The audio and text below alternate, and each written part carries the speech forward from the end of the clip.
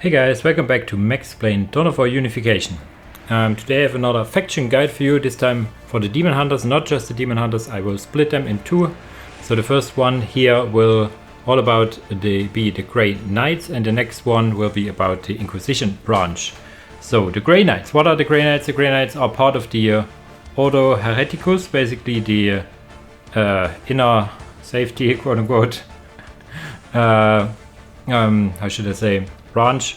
There's the Grey Knights in the mod here are one faction with very low model count but high model quality. This is also reflected in the unit pricings, and yeah, later on they can increase the squad sizes and special weapon loadouts, but they start off with only a handful of models and a handful of squads, and then turn on more models later on. They also do not have access to a lot of vehicles, especially early on. They rather rely on their infantry. You have pretty late dreadnoughts, which in turn, however, are pretty strong then. So yeah, before I talk more and more, we now jump into the saved game, which I have prepared for you. And here we are on the saved game, where we see basically all units and buildings in one overview. Quickly going through the resources and unit caps. First, we have standard resources in requisition and power. Requisition is gained the normal way, like listening posts, capturing HQ, stuff like that. Power is also gained by normal plasma generators, which are called warp generators here and warp reactors. One thing to note is that the price of the warp reactors increases the more you have already on the field. Kind of similar how Necrons work, but not in that big how should I say, margin. They start off with, I think, like 125 and then get more and more expensive the more you have. Yeah, so that's basically that. Unit caps are kind of standard, kind of not. You start off with 8-0 instead of the standard 10-0 and can go up to 20-20.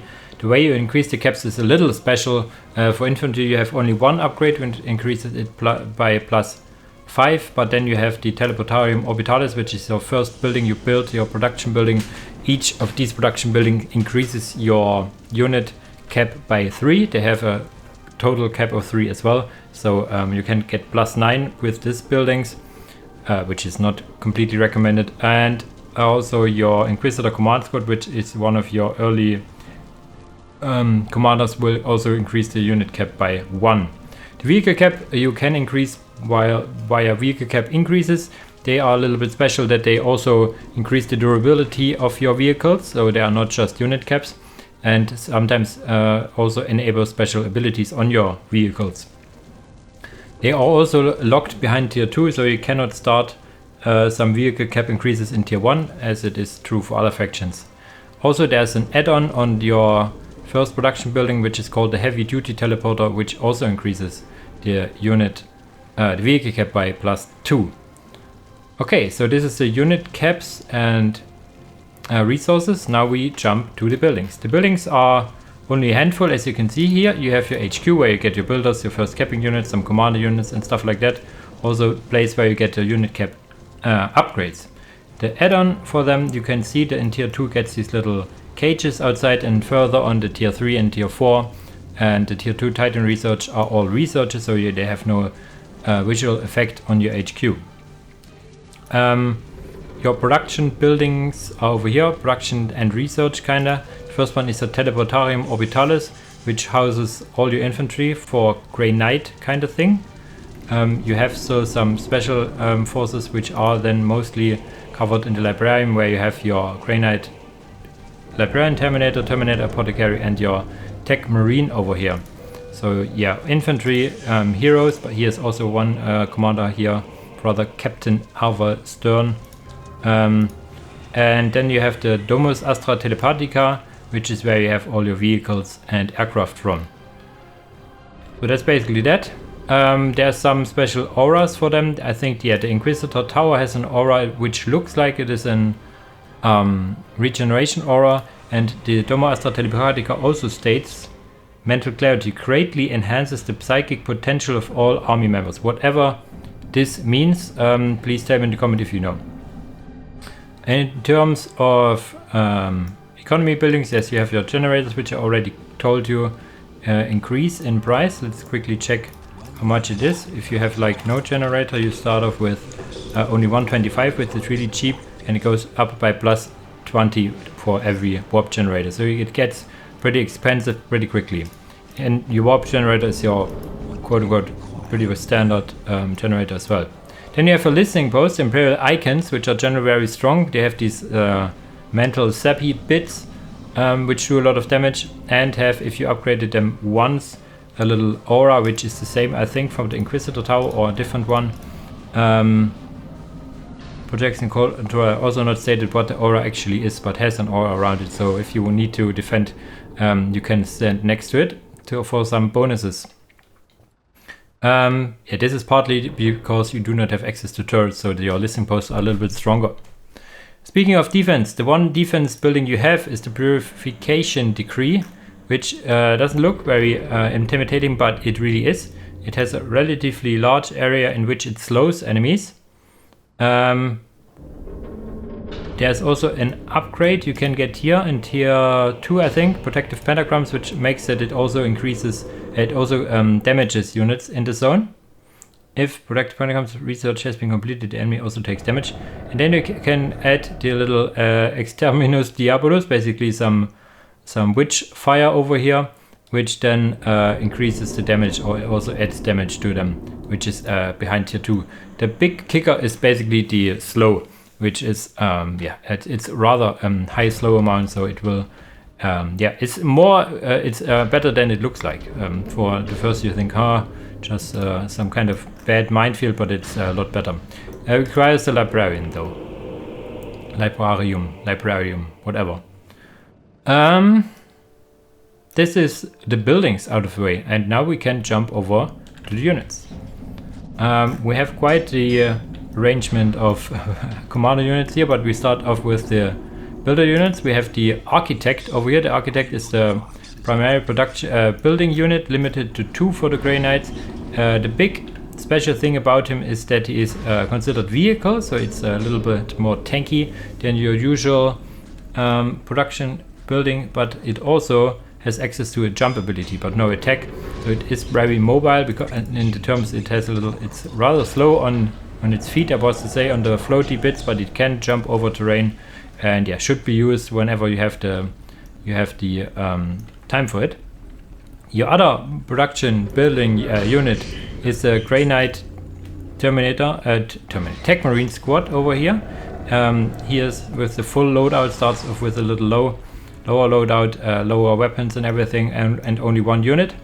Tier 2 enables these weapons. I think the Demon Hammer, Thunder Hammer is tier 3 even.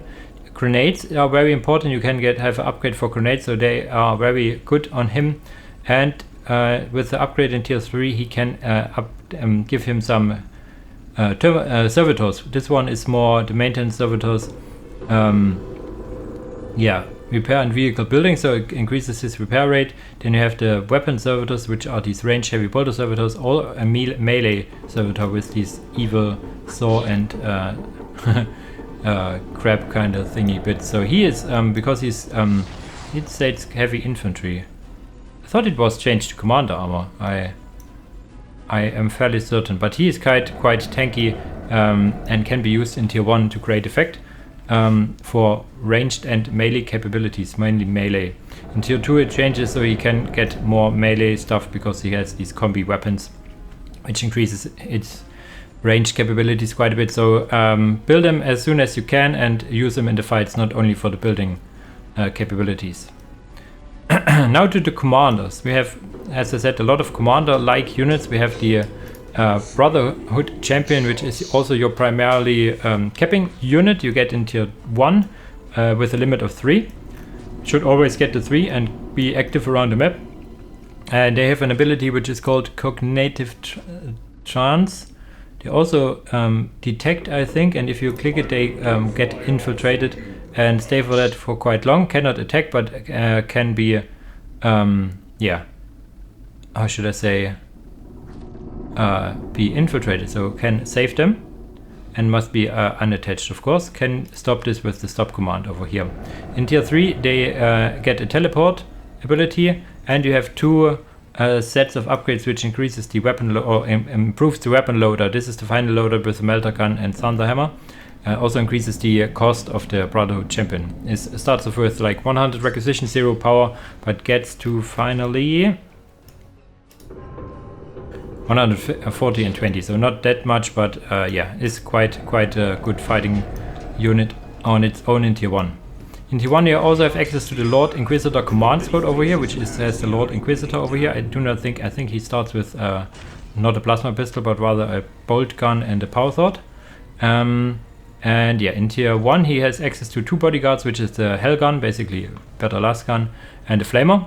And tier 2 he gets also access to plasma guns and melter gun units around him. In tier 1 he also has not only the retinue of maximum of 2, and in tier 2 you can get up to 4 units around him. Has a little aura around him, does detect units, can get grenades. These are grenades on the bodyguards actually, not on him.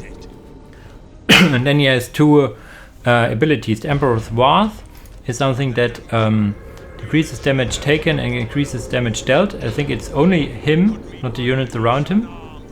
Alright, increases damage done by the Inquisitor. It states, I do not think it carries over to them. And then you have Banish, which is basically like a smite kind of thing that does a lot of damage, especially against demons. Okay, going to tier 2 you have access to more commanders, in particular only one, but this commander is very special and very strong, which is the Grey Knight Librarian Terminator. Costs an arm and a leg, but is worth every penny. Has a teleport, is a formidable combatant on its own, is fearless, good in ranged and melee combat, and here's the kicker, has access to 4 different magic books. I for the most part only knew Liber Myrtus and Demonica. We go through now through all, because once you rebuild them you can get another ability. The first one, Liber Constantinum Imperialis, takes a little bit and gives you 2 abilities and 1 passive ability. Doesn't state here actually what the passive ability is. We need to look it up again. So Word of the Emperor, nearby enemies are immediately attacked but will not die. Basically units around will not die. So basically an AoE Mad Dog ability. Then you have Mental Fortress. Was enemy infantry kind of resists large. I need to read it because I never use it really. Unaffected metal constructor. Some AoE debuffs it looks like. It affects all attempting to confront the castle. Okay, they're basically a force field around him. And if we kill him, we can then rebuild him. And check what the other books do. And what is the passive? Unyielding Loyalty. A passive aura that protects nearby squads with charms and mind control. Protects them, okay. Basically mind control immunity. Then we have Liber Myrtus. Mind Dome, a passive skill that turns Librarian in dominal combat. Basically I think he gets HP regeneration and stuff like that. And Liber Myrtus is the one many people use because it has 2 AoE damage spell abilities. The one is Smite, which is basically a AoE damage in the area. Can be quite lethal, especially to high model count, low HP units, like a lot of guard factions feature. And then you have the Psychic Inquisition Storm, which grants in a little area where the enemy takes damage and also have their visibility halved and movement speed hindered. So it is basically damage, slow, and vision reduction. So very good ability overall. Has quite a long recharging rate, but yeah, it's worth it. Now we come to the second to last one, which is called Liber Primus Ordo Seclorum. The passive ability for this is to enable psychic powers and abilities of nearby enemies. So basically best used against Psyker factions like Thousand Suns or Eldar and stuff like that. And the 2 active abilities is Force His Will. Plus first Librarian attempts to force Emperor's will or whatever. Okay, basically a stun. As long as I interfere, we take some mental. Okay. And a heal prevention. So this is a stun and a heal prevention. Stun does not always hit. And then we have Weaken Resolve, which is also a standard librarian thing. House morale reduces morale recovery rate of the target SWAT. So it's a target ability which targets the enemy morale. And lastly, but not, how should I say, is the Liber Demonica, which is a book that is very much intended to fight demons with. Has 3 active abilities, which are all pretty good against demons. Now quickly check them. Has the Dark Commandment, offensive ability that binds the will of demons to the librarians, basically a mind control ability. Okay, this is only against demon lower demons, not higher demons. And yeah, as all demonic spell, the Dark Conan is highly unpredictable, so need to target a squad. Then we have Force Instability. Demonic unit forces to suffer the effects of instability. So basically, they cannot. If it is the real effects of instability, it hinders them for reinforcement and reduces the basically a damage over time. Even greater demons that are normally not susceptible to instability are affected. So basically, morale damage or morale reduction and HP over time, damage over time, as well as not being able to reinforce if this is coded like that. And lastly, imprisonment. So this is the kicker here. Targets a greater demon and starts chanting a binding ritual. For as long as he concentrates, the greater demon is imprisoned with an energy cage. It cannot move, but it can still defend itself, although melee attacks are difficult to perform. Basically, a root ability on a greater demon. Stop button, continuing disruption or death of the... Yeah, okay. But this is basically, as it the description says, an unending root of greater demons, which can be very strong. If the enemy has like a relic, a demon coming at your way, and you're like, yeah, okay, I imprisoned you, and then all your units can kill it. And yeah, really nice. The librarian cannot do anything more, I think, than doing the imprisonment, basically a channeling ability. So very versatile. You heard many people use the Liber Myrtus because of its offensive potential, but depending on how the battle continues, basically if you lose him and you rebuild him, you can change and think of another book. For example, if you are then getting later in the game and you think there will be some demons on your way, you can then, when you rebuild, and get the Liber Demonica, for example. Okay, that's the librarian out of the way. In tier 3 you get access to more commanders. You get access to Brother Captain Arvan Stern, which is your kind of big commander, I guess. Bruce morale in generation of security leads also detects units pretty formidable in mostly melee, I think, but seems to have also a good ranged attack and has 2 offensive abilities. Zone of Banishment causes damage, lowers enemy armor, and the enemy cannot move. Basically, no use special abilities. A root, stun, yeah, not a root, basically a root, a mute, we would call it in some other games where they cannot use abilities, damage, and armor. So basically a big ability to hinder a whole lot of squads. Then you have Purge, Lightning Bolt, basically a big damage ability as well. Boom. So he has 2 offensive abilities which can be very deadly, can teleport, and is quite formidable in combat as well.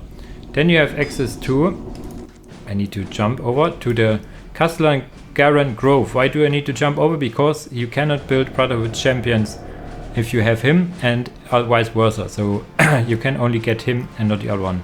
He has a special Psych Out grenade.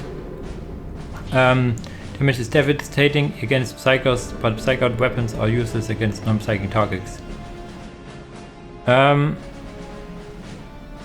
Damage all Psychers caught within the grenade blast. Okay, there you have it. Not sure why he is getting some control loss. Then you have the special sword he wears, which gives him some abilities.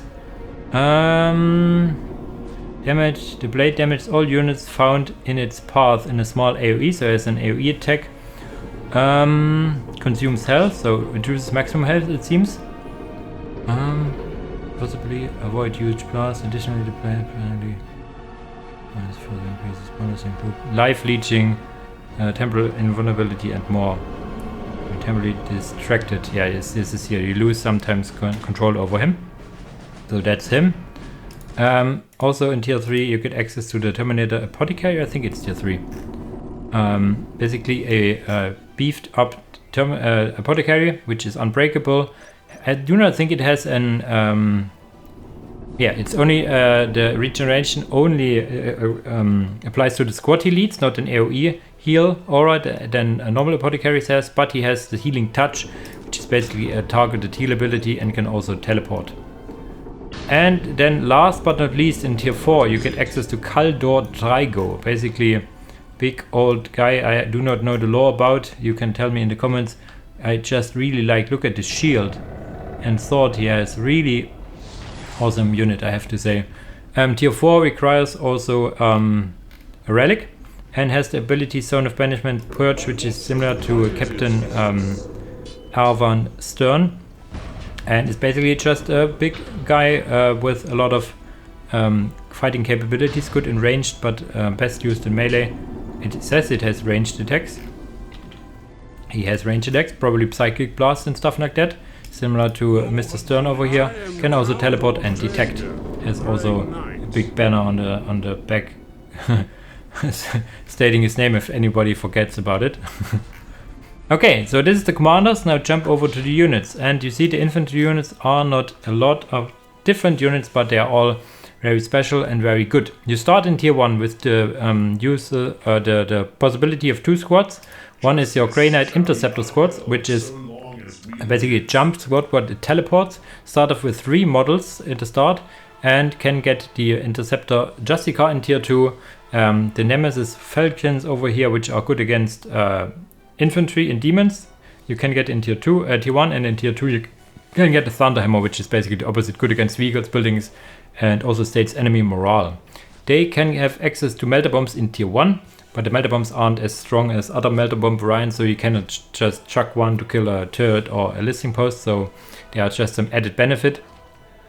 And as most Justicars for the Grey Knights, they add a little ability. Not only can they detect infiltrated units and are formidable combatants on its own, they also get, in this time, Warp Quake, which disables enemy, disables friendly and enemy jumping and teleport abilities, basically hindering enemies from running away. They can also get a leap or a charge in tier 2 from an upgrade, and later on increases their HP by another upgrade. They can, as I said, teleport. Very good in melee, and yeah, so it's basically the go-to unit in tier 1 to have at least 1 or even 2 for them. The second unit in tier 1 is the Purgator squad. The Purgators are ranged squad, can also get a grenade, but a frag grenade in tier 1. And yeah, as similar to the Grey Knight Interceptors, they can get a Justica in tier 2, which detects infiltrators, and also gives them the Astral Aim ability, which temporarily increases their accuracy, basically their damage output.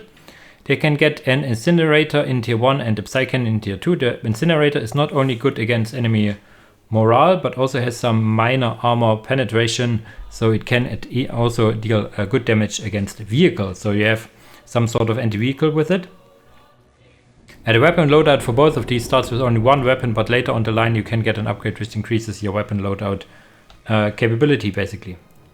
That's your tier 1 options. In tier 2 you get 2 more units. First of all, you get the Exorcist Sister Squad, so you get some sisters here as well. They start off with some bolters, but can get incinerators and silencers right away. They can also get a Grey Knight Chaplain, which is also kind of a commander, of course, but is only tied to this squad, cannot get to a different squad. And yeah, increases the regeneration, but only the squad, not an aura, so similar to the Apothecary we had seen before, and has a Demoralizing Shout, which is basically Litany of Hate. Enemy squad for morale and slows them. So basically it's a Demoralizing Shout. Special thing about them, if there's a second grenade upgrade which gives you access to these crack grenades, which only can target vehicles, not buildings, that's special. But every sister in the squad has 1 of these grenades, so you can chuck up to 6 grenades of a squad. If one sister dies, you reinforce it, you get another grenade as well. So very useful against enemy vehicles. The other squad you have access to are the Grey Knight Purifier squad. They are melee combatant, melee only. They have a ranged attack but are mostly used in melee. Can get also purifying swords. Later on with an upgrade they can get Psybolt ammunition, which against all infantry and commanders, so they can turn to a ranged squad with these upgrades. And their Knight of the Flame is locked behind tier 3, so you can get it in tier 2, but it projects an aura.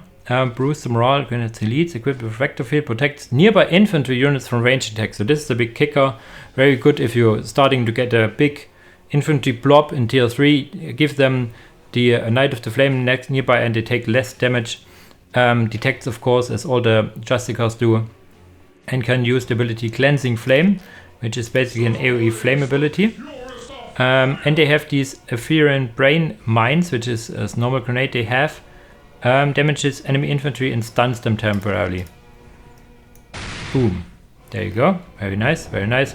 Needs the second grenade upgrade. So these grenades here, the melter bombs and frag grenades, and also this is the same as the frag grenades, melter bombs are granted by the first grenade upgrade in tier 1, and the grenades you saw with those two squads need an extra grenade research in tier 2.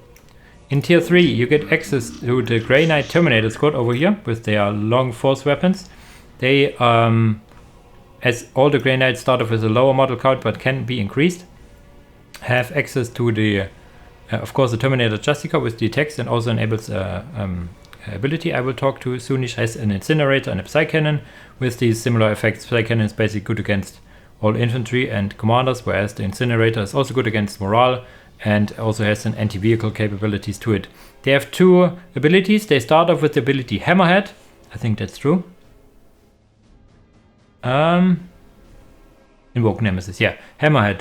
Melee strikes penetrate thicker armor. Additionally, their mighty strikes cause excessive damage against vehicles and all types. So basically increases their damage output by quite a bit.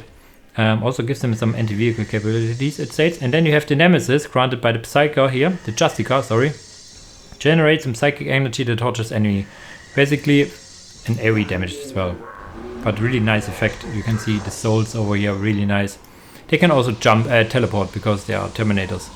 In tier 4 you get access to a special Terminator squad, which is the Grey Knight Paladin squad, which are basically beefed up tier 4 Terminators.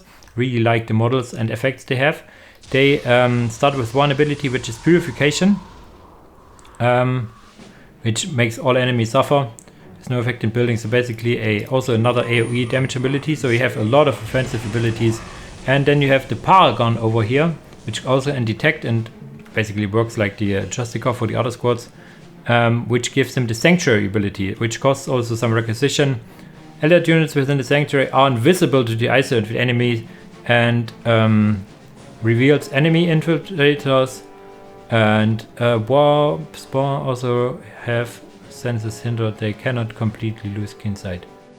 So basically infiltrates the units, makes enemy units infiltrators visible, basically detects, and also disables enemy detectors. So a lot about invisibility has this big AoE, I think. There you see, and now these are all infiltrated and cannot be detected. Have also quite a weapon loadout. You have Incinerator and Psy-Cannons, but also Purifying Swords and Demon Hammers, like these Psy-Cannons as we had already, but Purifying Swords are good against infantry and stuff, and the Demon Hammers are good against bigger targets. Can also stun, I think. Most Demon Hammer Ryans can stun units a bit. And can also teleport. So yeah, those are limited by one, all these. So your bread and butter are Interceptors and Brigaders.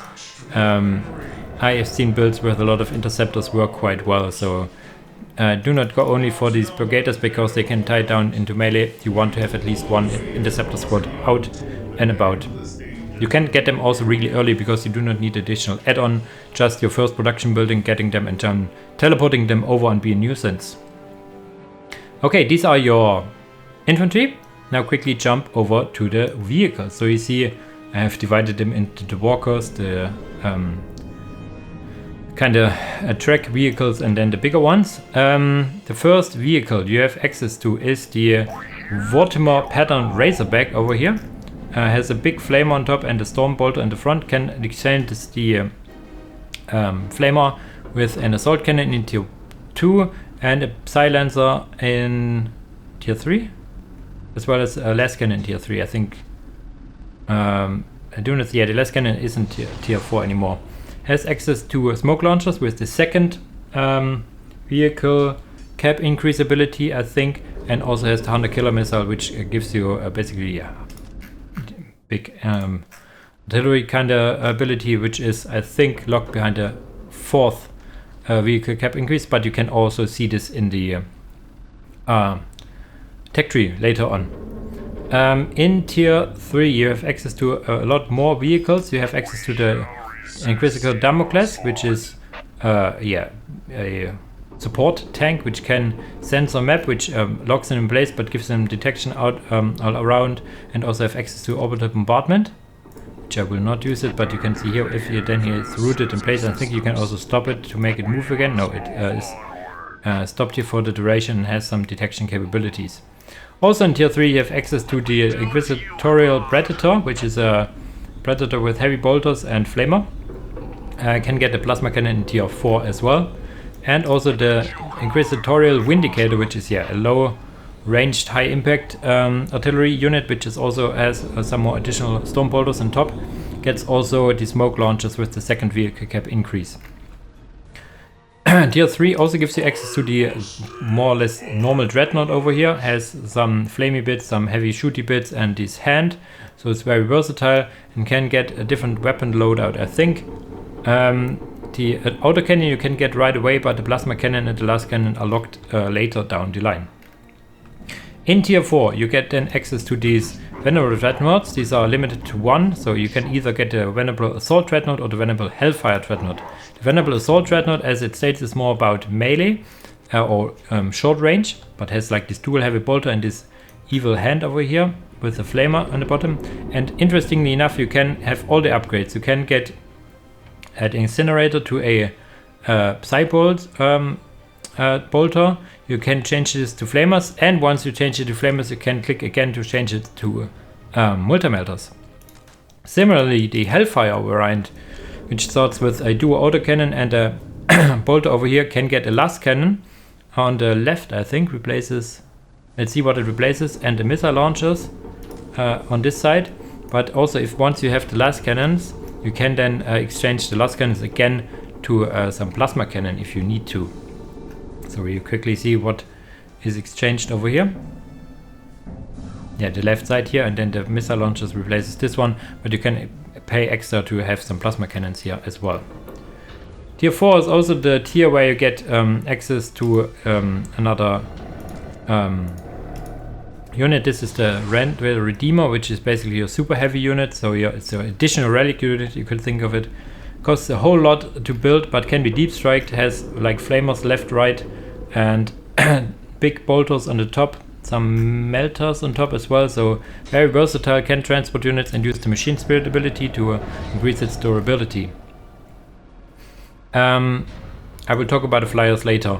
The Nemesis Dread Knight is your tier 1 Titan, so you do not need additional research for it, but it costs more because of that. You can have exit without an extra research. Has like a big hammer, big sword, but also like flamers, and this looks like, I don't know what this is, also on their arms, but can change one weapon to a silencer. Can get an extra upgrade which allows it to teleport, but is generally without this scaling silencer more about a ranged melee unit. Quickly looking what it's getting replaced here. Quite expensive, but it's a tier 1 Titan. HP is not the strongest, but it's very mobile with the it's also can be deep striked, and okay, the flamer gets replaced over here and can teleport once you upgrade it, so it's very mobile tier 1 Titan for that.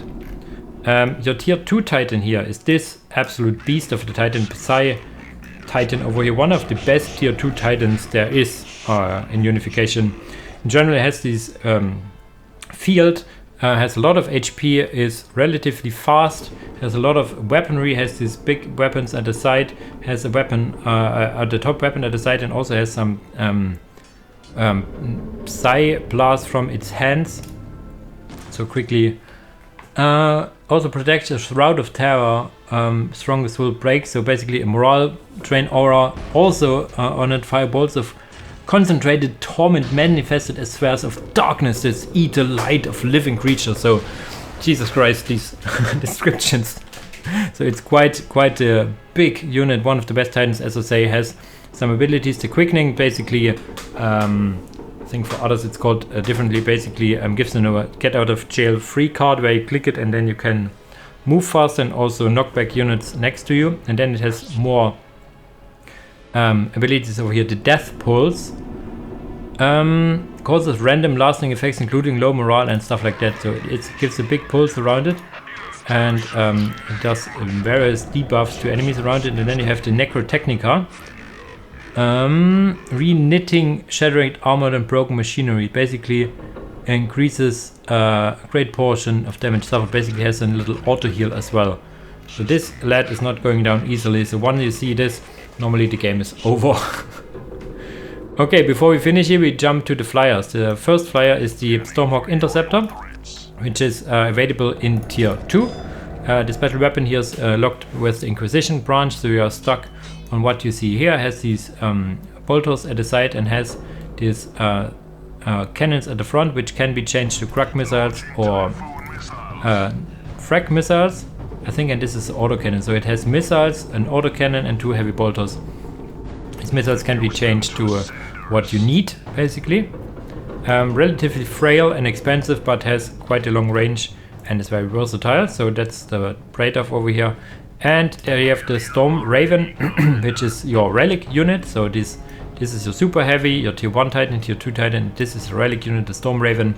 It can land to transport units, can be repaired, of course, can get up and has a lot of bolters at the side, had bolters at the front, but these can be changed. You can give the twin-linked plasma cannons and giving heavy multi-melters. Let's quickly check what it does. But similar to some units we have seen before, I think this is an addition. Twin-linked assault cannons. Oh, it changes the side cannons. These are the assault cannons on the top. I almost missed them, but they are getting changed to plasma cannons. And once you have this, you can also change it to las cannons afterwards. Whew. Yeah, the heavy multi-melters upgrades the twin-linked heavy bolters. Basically at the top, at the front, to multi-melters. So it can be upgraded quite a bit, has good HP, good mobility, of course, as it is a flyer. Generally a good relic unit that I like to play with if I get a chance, of course. Pew, there you have some anti-vehicle capabilities. As I said, very versatile, very mobile, as it is a flyer and stuff like that. So this is now all the units out of the way. We continue as usual with the tech tree, where I say something about the tier strengths and capabilities of the faction before we then go over to the build orders. Haha, jokes on you. We are not getting to the tech trees yet because we have 2 more stuff, 2 more screens, 2 more things to show you. These are your survival exclusive reinforcements I want to show, and next up the campaign honor guard unit. So this is survival units. These are not exclusive in a way. These are units that you normally get access from your Inquisition branch, but in survival you get access to them also, which are your stormtroopers, which can not do anything basically, because for everything they have you need stuff that requires the Inquisition branch. So yeah, they stay as they are. You cannot even get a veteran because of that. So basically throwaway units for you mostly. Which are not throwaway units are this Grey Knight Strike Squad over here, which is a Grey Knight squad you normally get access in the Inquisition branch. Get also a Justicar, Incinerator and Psy Cannons. Start off with the full squad. No special abilities apart from that. Or is it an aura?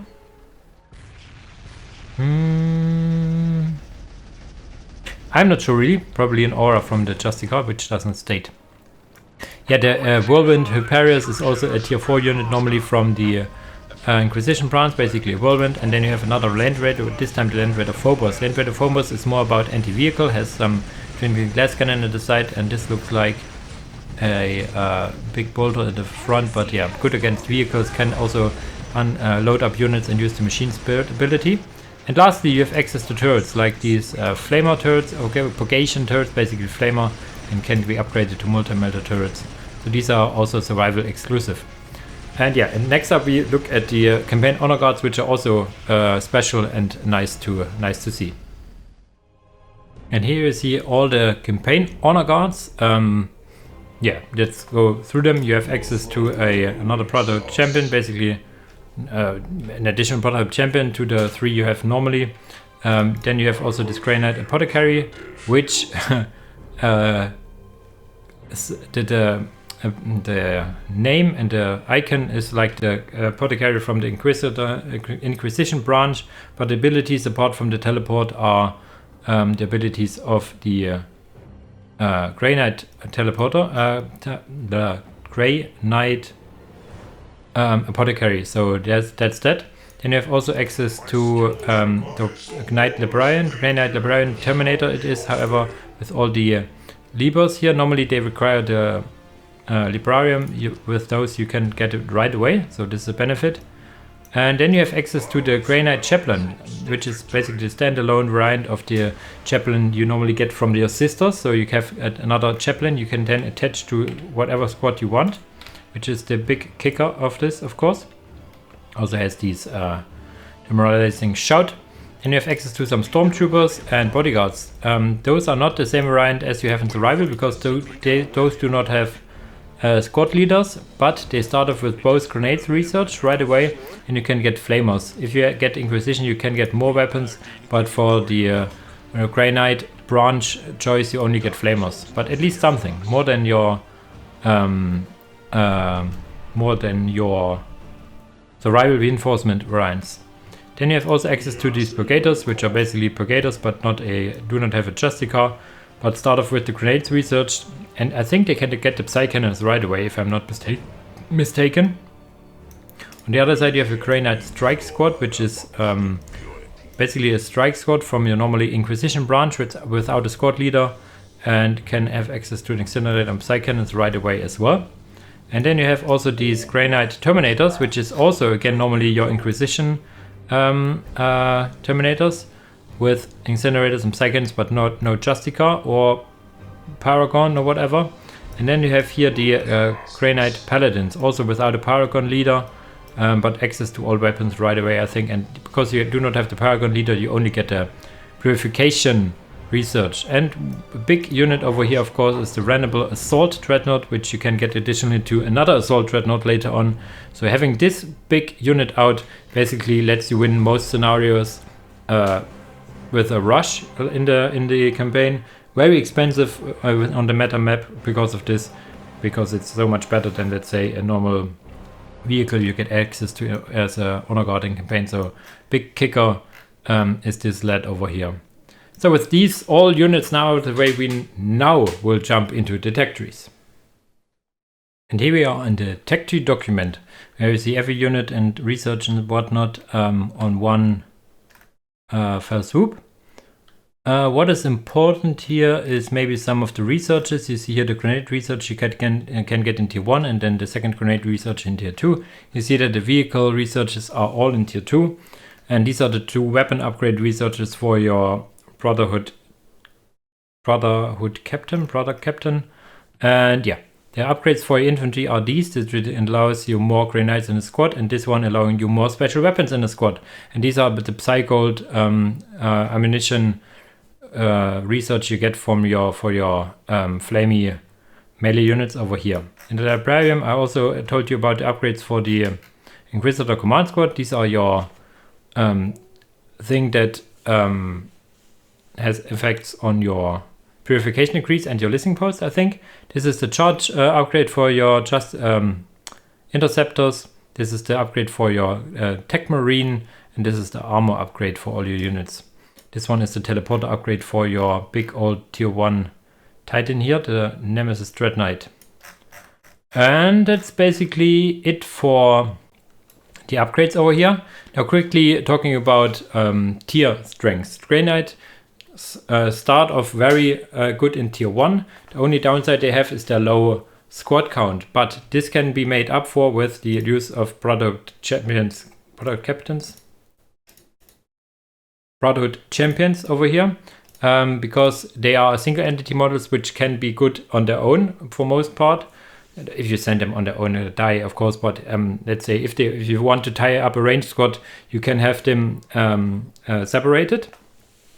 And you can also attach them to the interceptors, and they will teleport with the interceptors. So you can get a new one more unit in these rather low model count squads of brigaders and interceptors early on to distribute the damage more. Because the big upside of a squad over a single entity unit is that you cannot single out models, so the damage distributes better. So there's a benefit of getting the product champions in the squad, but also some benefits from getting me out of the squad every now and then. So there's some micro to be done. You can also get a librarian opener or add a librarian in tier 1, where you can get the Inquisitor and the Tech Marine, which more even more boosts your tier 1 strength. The grenade research is very expensive and should not be taken all the time, because it hinders your tier 2 progression by quite a bit. In tier 2 you get access to your sisters and your flamey knights here, so they are okay-ish, but most importantly in tier 2 you get access to the Razorbacks and the Flyer and the Terminator Librarian. So these are normally the 3 units. One of the 3, or more than one of the 3 of course, is what you see in tier 2 to make or break a game. If you have a lot of interceptors, get this charge ability, which is also pretty awesome. And yeah, then it gets a little less strong in a sense, because your tier 3 other factions have quite a lot of options in tier 3. Your actions are, I wouldn't say limited, but not as much. You have your one special Terminator squad over here and a commander. Your apothecary is also locked in tier 3, and the vehicles. And vehicles wise, this is very low, how should I say, amount of vehicles and vehicle options. They are limited in their uses as well. So yeah, it's more about getting your already strong infantry even stronger. And the best use of unit in tier 3 in terms of vehicles is this Dreadnought, because they are just that strong, but requires the heavy duty teleporter over here. That's one thing I forgot to tell about the teleporter in Orbitalis. It gets a little heavy bolt on top with the tier 3 research, and with the heavy duty teleporter it gets a twin glass cannon on top. Oh, your Damocles is actually tier 4. That's something I didn't tell you. I thought it was tier 3, but it is tier 4 actually. And yeah, tier 4 depends. I mean, your tier 4 options aren't as super. I mean, you have a Land Raider, you have a big Flyer, and you have some big walkers as well, and a tier 4 special infantry, as well as a tier 4 commander. So you have something. Tier 1 Titan, tier 2 Titan. So I think tier 4 is okay. What is the kicker? Here's the tier 2 Titan, which is really game ending. If you have a game that lasts for quite long and you have the time and resources, your Titan here will always, or almost always, end the game for you. So they start off strong, they get a little weaker, and then get very strong in tier 2 Titan territory again. Mostly the kicker is anti-vehicle capabilities for most units and factions in tier 2. I mean, you have the melter bombs of your interceptors, you have your Flyer, which can have anti-vehicle capabilities, your brigaders with the interceptor, incinerator, and I think also good anti-vehicle option is your Lord Inquisitor command squad with the melter units on top of as well, and of course the crack grenades from the sisters. So they are all, it's like not this one unit is your go-to anti-vehicle like you have for orcs with the tank busters. If you do vehicles, you go tank busters. It's more what unit you have you can also use to deal with vehicles. So this can sometimes be a little dicey to because it's not the normal way of thinking. It's normally, okay, I see a vehicle, I get my anti-vehicle unit. It's more like, yeah, you need to play around enemy vehicles a bit more. But the normal way for grenades is to get ahead in tier 1 and then close out the game in tier 2. Normally you do not want to have the games prolong too long. As I said, that your tier 3 is not as good as for other factions. Okay, enough of that. Let's quickly go through the units to see if I have missed something in my overviews, but I think not much. Okay, the Thunderhammer here is in tier 3, as I said, for your builder unit. All the commander units with their abilities, the squads with their weapon dependencies over here. Yes, they can get all weapons more or less right away, your bigger units, apart from these knights which need a special upgrade in tier 3. What are they called again? The purifiers, that is. Your vehicles over here. Okay, there's a little mistake I will amend for. In tier 3 you get the silencers and less cannon.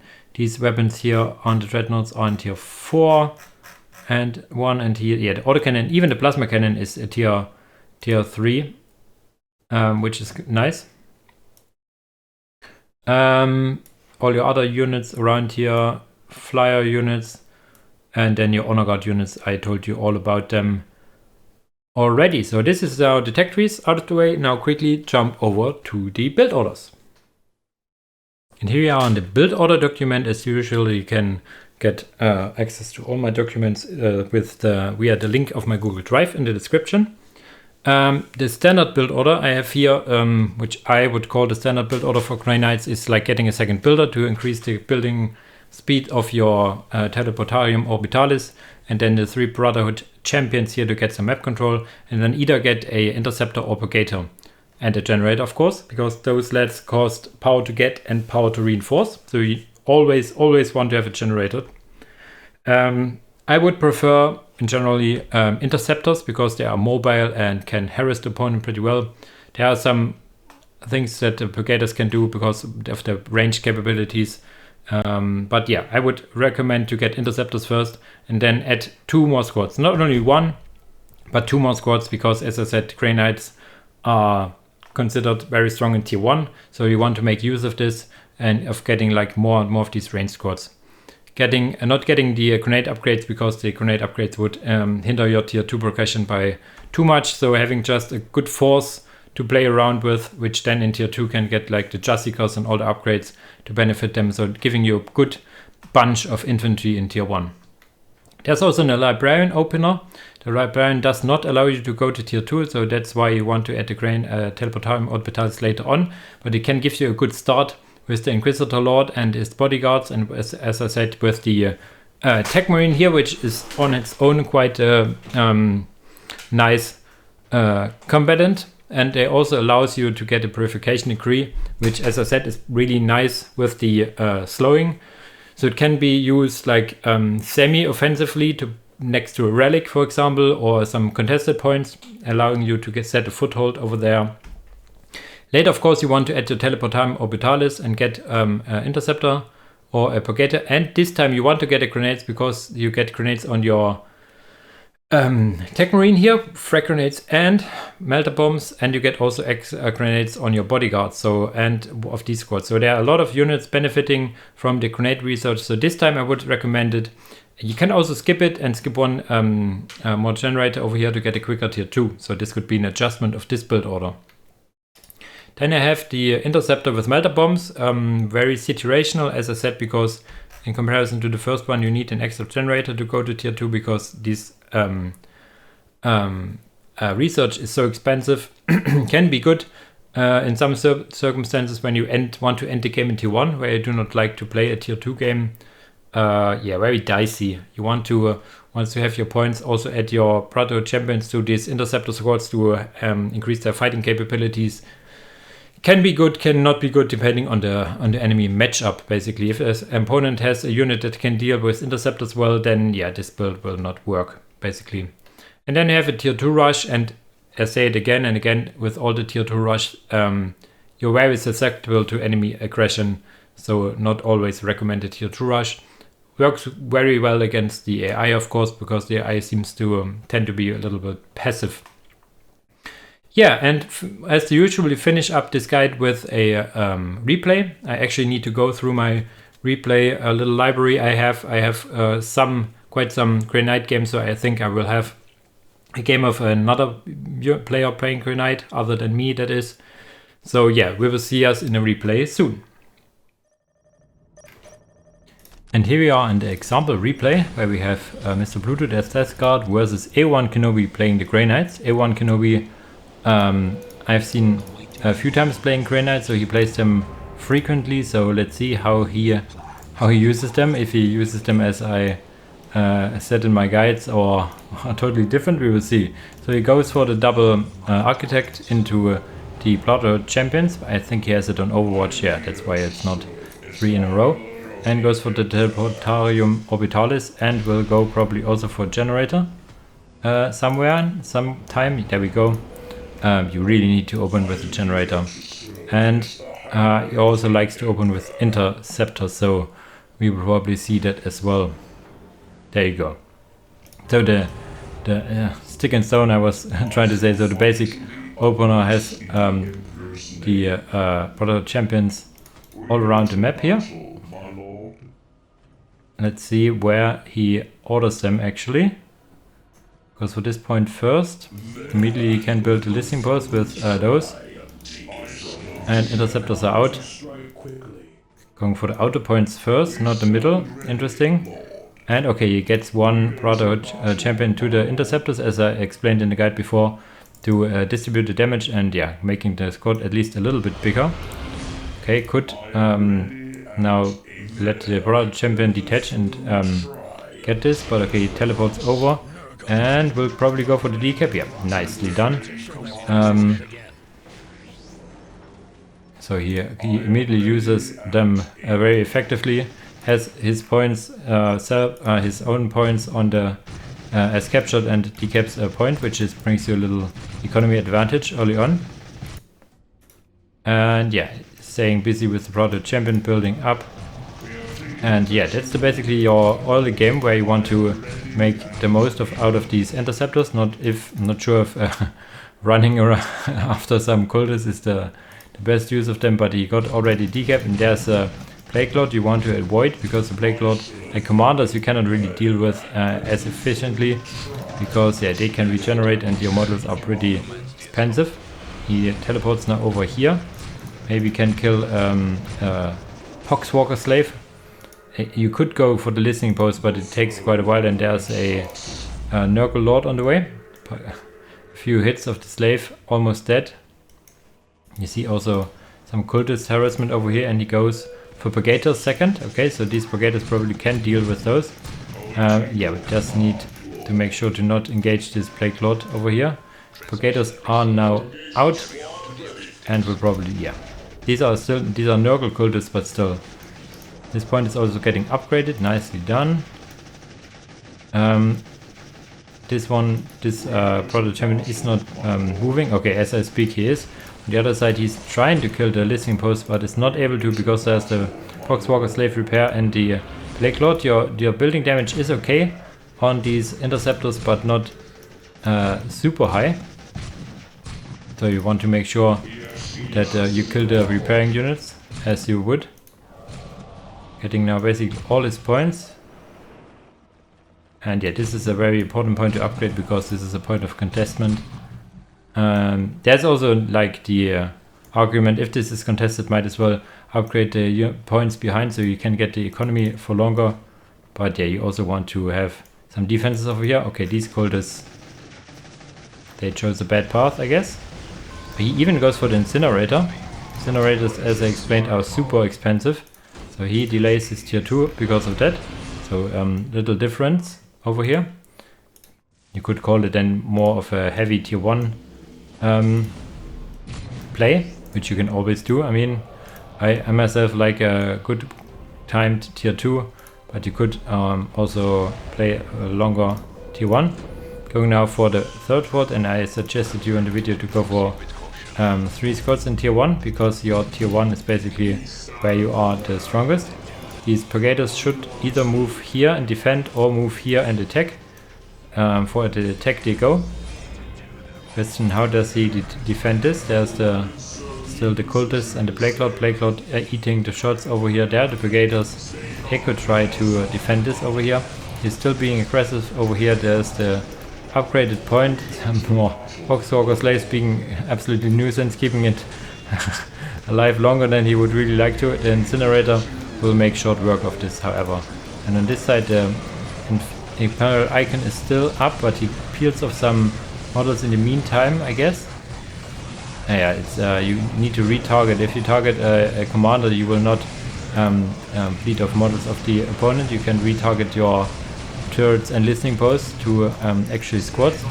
And there's now a lot of Plague Marines, but there comes interceptors also from the other side, so we have a little Death Cloud sandwich over here. And they do not like melee apart from the Plague Lord over here.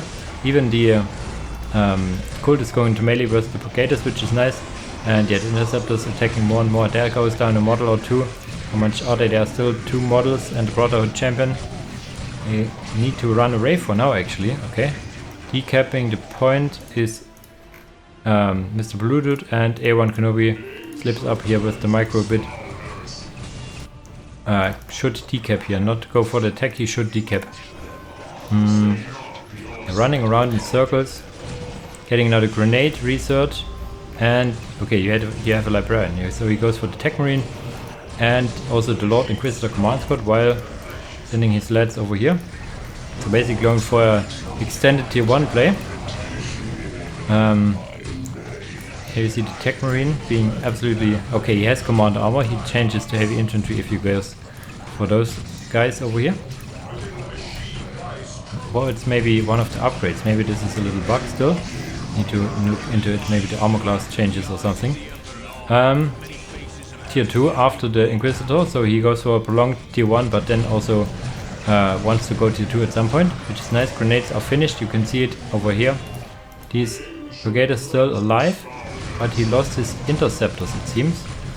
Sorry for missing that.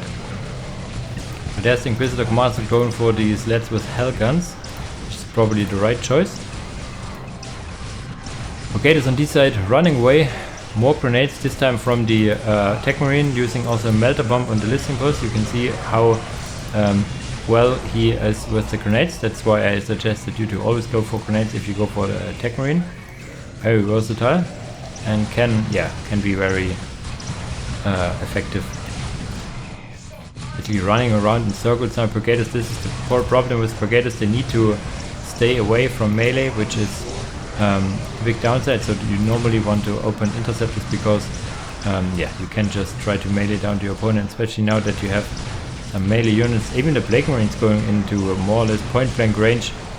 Not sure about that. Yes. Wow. A lot of exploding Plague Marines over here. Plague Lord now killing Architect, why not? Getting his point back here is important. He captured the point over here. So sorry about telling him he needed to decap, he actually kept it. So he replaced the interceptor with another supportive Brigader. So he's going for the mass range, so having basically more range than the opponent has melee, so you can always kite. Getting some more incinerators. Getting now the Justicars as well. Not going immediately for the upgrade, which increases your squad size. Okay. Tech Marine not going into closer. He can now add, okay, he goes for the plasma guns. You can melter guns and plasma guns in tier 2. Very expensive lads, but also very effective. Sees the point in the middle was taken by Mr. Bluetooth, so he should have an economy advantage, so he tries to deal with it basically. Kinda ignoring the lads over here. But he has already now 2 plasma guys, will have another one over here. Now trying to go for the point in the middle rather than in the base. Moving a bit too close. Yeah, it's still quite a hard hitting listening post. No longer a big AoE, but still very deadly. Some cultists over here, Proto champions all around, and probably getting the Terminator Librarian is totally justified here. It's basically never to go wrong, never wrong to go for him. Here comes the heal on these assault Plague Marines, having the mace of contact, whatever, basically a poison mace. His economy isn't the greatest because he loses points everywhere. Kills the point in the middle, however, can now decap basically. And yeah, let's see what he also goes. Now that there is the Terminator Librarian, he is a beast as a combat unit. Let's see what hook he goes for. Probably Lipo Myrtus as this is the most commonplace grenade being chucked in. killing cultists left, right and center. Is the Plague Lord still alive, or is these are only assault marines? So the Plague Lord died over here. Big hit for Mr. Blooded. And the Brigaders over here, capping the point in the middle. Another Brigader, so the 3 Brigaders it is. What does he go for now? Vehicle technology and the Domus Astra Navigat Telepatica, so he could go for Razorbacks or the Flyers. This was the Liber Myrtus, I think, that I've seen. And there comes the first Rhino, so this is an issue now. As I said, the anti-vehicle for the Grey Knights is not like the one go-to unit, but he has like the Brigaders with the Incinerator. Incinerator is anti-vehicle, but it's not in range. This is the problem now, killing the model actually. And these guys already have all plasma guns, so they cannot change it. Also the Librarian is also not very good against vehicles, so yeah. There's one Incinerator but also dying, so this is kind of sad. What does he go for here? Watermore Razorbacks, okay. Razorbacks against Rhinos.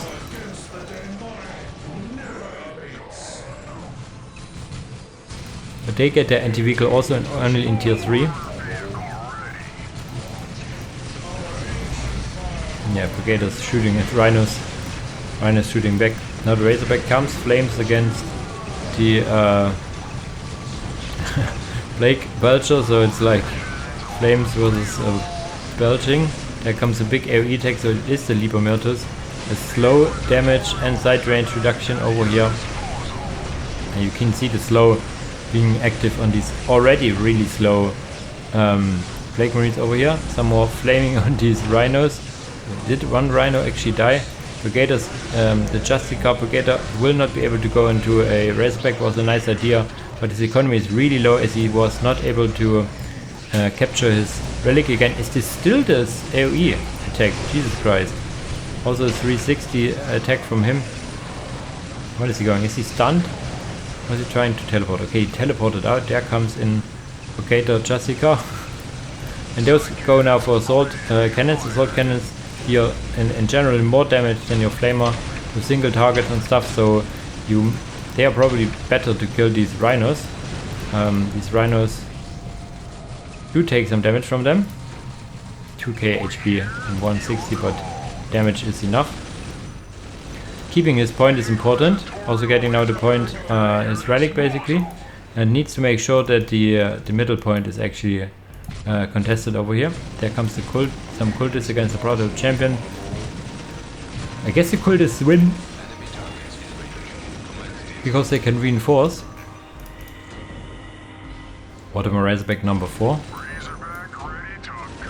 But there are the Black Havocs. Is he trying to focus them or is he trying to run away? Okay, wow. The assault cannons are pretty mean, as you see here. Killing off the full squad. There's another squad. Getting a few shots off, but wow. Walk channels are clear. I like the VO of these. Yeah, assault marines, they will not have a good time here, but there are still 2 squads of Havocs, not a squad wipe from the opponent. Going tier 3 actually now, okay. So you can then in tier 3 get the last cannons, which will in turn allow him to deal a very much needed anti-vehicle damage. Needs to get his point up soonish. He uses the Tech Marine to repair, it looks like. Adding the Purifier now on the way to tier 3 is nice, because you can then get immediately the Knight of the Flame, I think it's called, which gives your units a range damage reduction, but he has no infantry left. He's only his Razorbacks basically. I'm looking for the 4th one, but maybe I'm blind. There should be 4. 1, 2, 3. 4 and in the base. There you go, Knight of the Flames are out. There's still the Brigader squad here. So you see the whole Grey Knight roster is relatively low unit count and low model count. There goes down the Librarian, sadly. Brigaders here, only one model left? No, they are split up a bit. And there comes the Flamer and Assault Cannons. Does he go for the last cannons now? Could go for the last cannons. Now with the Assault Cannons and the Rhinos dead, they killed the Havocs, all of them, and there's the Plague Caster, Malignant Plague Caster, going for the Knights of the Flame, dealing quite a lot of damage. Tier 3 is now done. Going for another Brigade squad, could go for the Knight of the Flame, which is a very good unit overall. Replacing the Librarian, very nice, very nice.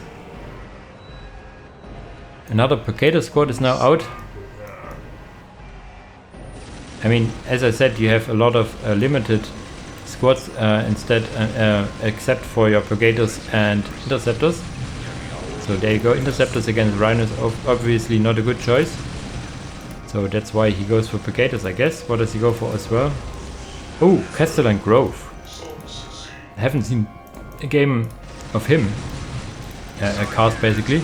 Last Cannon is now out, trying to get the Rhino, but now he needs to micro good. He needs to use the Assault Cannons against the Plague Havocs and the last cannon against the Bloated Rhino.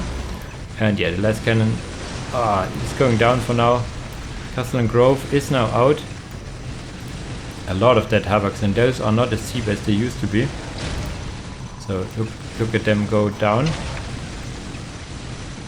Very expensive, but also the Rhinos are not down. Question is, what does he replace them with? More rounds? Okay, there's a Plague Predator actually going for his cannons all around for anti-vehicle. Bottom Razorback will go down now. Oh, we have Terminator Apothecary as well. Interesting. How did he is tier 3? He could also go for the Terminators. But Terminators against the Predator probably not the best idea. Now has Castellan Grove over here attached to the squad. Purifier. Also Knight of the Flame is also up, so you have a pretty good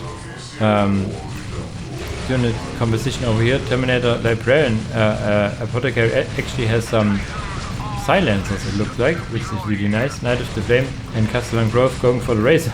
Going for the Predator actually. There's a Brigader with the Librarian, I think, yeah, attached, so there you have a little goon squad over here. Knight of Flames will chase them down. They will kill them in melee, I guess, but yeah. Oh, they don't have heavy bolters, these are Psy cannons. Okay, sorry. At the side. Interesting enough, another Predator is out, so the limit of 2 is now on the field completely. The Rhino will go down, eventually. Brigader squad now having the larger squad size. You can see that the upgrade was done for the larger squad. Oh no, it's because there's a commander. There are 3 models, just the car and a commander attached. If you have the squad cap upgrade, you have then 6 plus 1 commander, squad leader plus 1 commander. Now the Purifier is going into melee and raise the Predator here, trying to help. You can only get 1 Predator as the grenades, and there's the Plague Burst Crawler, so this is a mean artillery piece. There's the AoE flaming stuff being used from the Knight of the Flame. I think I saw Liber Murtus again, so he can try to deal some damage. Not sure, it does not deal good damage against vehicles, so yeah, anti-vehicle is currently his biggest problem. What does he go for? Stormhawk Interceptors.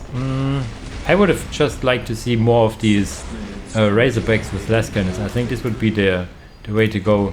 But this is almost 6 HP on these Predators. Knight of Purifier. 1 Purifier is here to tell the tale. Stormhawk and Grenade Brigaders. Not a special weapon yet, and there comes the Interceptor, but yeah, if he gets focused down, yeah, wow. And some Plague Havocs as well. Oh gee. This looks a little bit bad for A1 Kenobi here now. As they are tier 3, they have probably also the upgrade, which allows them to deal good damage even against infantry.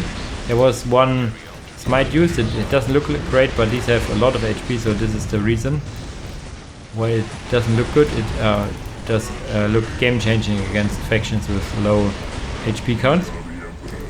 Terminators are now out. Not sure if the Terminators will be able to deal with the Predators, however. I mean, they can get Incinerators, so that would be something. I mean, a hell of a lot of how should I say, Incinerators would maybe be an idea, but he goes for Psy Cannons instead. Psy Cannons are not good against all infantry and enemy heroes. Your biggest problem is actually vehicles for now. Knight of the Flame, Purifier. Yeah, I would have liked to see some Incinerators over here, using another smite on these guys over here. There's the heavy bolter on the Teleportarium Orbitalis firing, also getting a new squad out with rather the captain. But yeah, this looks really bad. He has a lot of infantry, it states, but there goes down the Terminators. There goes Knight of the Flames, still alive. Stern is now out. Purgator is almost dead, and he will probably kill one Predator over here with the help of the commanders. There's the ability used from the arrow Stern, dealing a lot of damage actually. Interceptor is now out again, can try to kill the Razorback over here, but he has nothing left apart from this one Stormhawk Interceptor over here, which will be targeted down from the Predator. So this is more or less GG by A1 Kenobi. In terms of player strength, this was an uphill battle anyway, but he showed quite a lot of units and abilities, and showed you another build order basically, which is a prolonged tier 1 basically. And I mean, he did kill a lot of Plague Marines in the end. Look at it go. Yeah, okay, there's Blight Lord Terminators as well with the Miniclink Blade Caster. So yeah, fully tier 3 against tier 3. Pretty awesome game in general. So yeah, this ends the guide for the Grey Knights here. If you have anything to add, so basically as usual, if you have anything to add from what I say in the guide, or if I said something wrong, please correct me in the comments. I also pin helpful comments, so if you have something to share or to correct, please do so. And yeah, apart from that, as usual guys, thanks for watching and see you in the next video. Bye bye!